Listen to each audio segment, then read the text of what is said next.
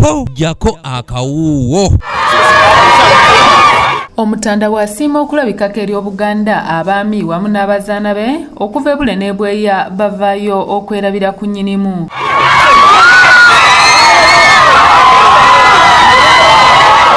Wabula mukaweffe wa gavumenti ow'okwetangira okusaasaana kw'ekirwadde ki covid-19 eri bannansi emikolo egikuŋŋaanya abantu abangi gyonna gyawerebwa era nga wano okuva olwo abazaana wamu n'abaami ba beene kiba kizibu okumubugiriza mu nsonga yonna. Akati tulina omukisa emikutu egy'empuliziganya weegiri. Oluvannyuma lwa gavumenti okutegeeza nga bannayuganda balina okusooka okugemwa ekirwadde ki covid-19 olwo eggwanga lisobole okuggulwawo embeera eno ewaliriza Obuganda okuyita mu Kamalabyonna ow'ekitiibwa Charles Peter Mayiga okutongoza okugema okw'ekikungo ku kirwadde ki covid-19 okugenda okumala enzingu 22 nga kuyindira mu bimuli bya Bulange e Mengo. Twasazeewo tulangirire okugema Lumima Mawuggwe ku mukolo guno nga waliwo abantu abawera. Omubaka buno kubanga twagala busaasaane, twagala abantu bagende bataase obulamu,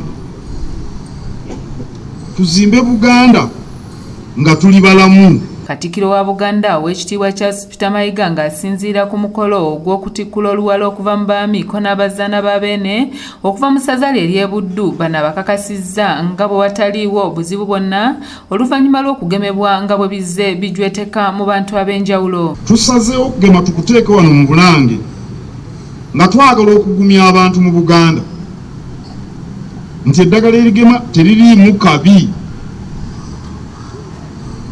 Eddagala erigema teririimu kabi. Okusookera ddala Ssaabasajja Kabaka wa Buganda mwamulaba nga agemebwa. Kankiddemu tebawulidde ab'e-Buddu. Okusookera ddala mwalaba Ssaabasajja Kabaka wa Buganda nga agemebwa.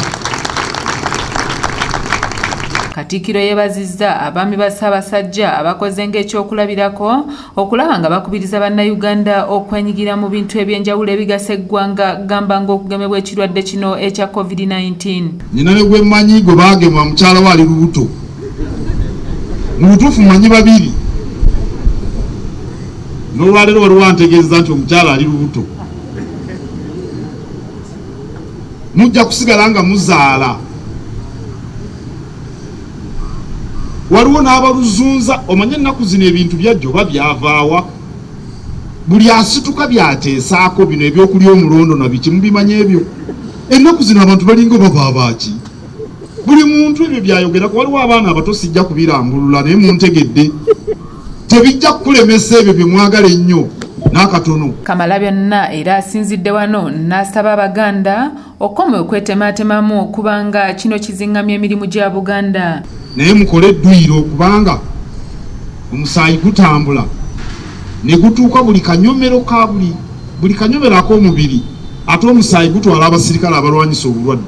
Mukole edduyiro twekuumire mu buyonjo yonna gye tubeera ate tuwumule ekimala. Lw'ababaka ba Paalamenti abava mu Buganda, omubaka wa Bukoto Central Honorable Richard Sebamala aweze okukulembeza ensonga za Buganda 5 okusobola okutwala Obuganda mu maaso. Tuwatuwa essuubi n'otulaga emmunyeenyeso gye tulina okutunula era nakyo ki kye tulina okulola mu maaso obuteetiitirira mu maaso ga Ssaabasajja n'ensonga za Buganda zonna.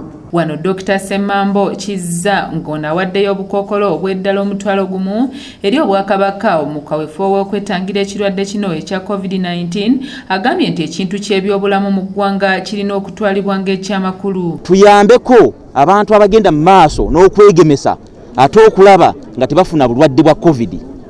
N'olwekyo tukubiriza abantu masiki zino bazambale naye yonna gye baziwadde ab'amagombolola ate era tugenda mu maaso n'okugaba endala nnyingi.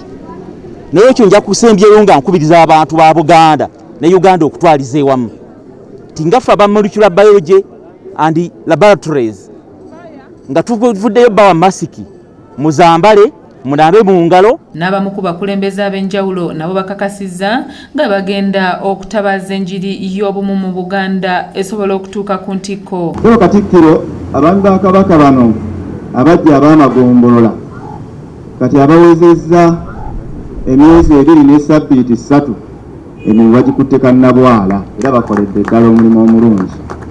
Ate n'abaamasaza mukama wange kati abalina emyaka 2 n'olunaku lumu, naye mukama wange batandika n'okuteekateeka ne basooka mu kuvugira kase covid, naye ekituukidde olwaleero ng'enkata bagiweerezza ddala era omulimu bakukola n'amaanyi. Kanyike Kevins yakusakidde eggulire lino okula ABS Television.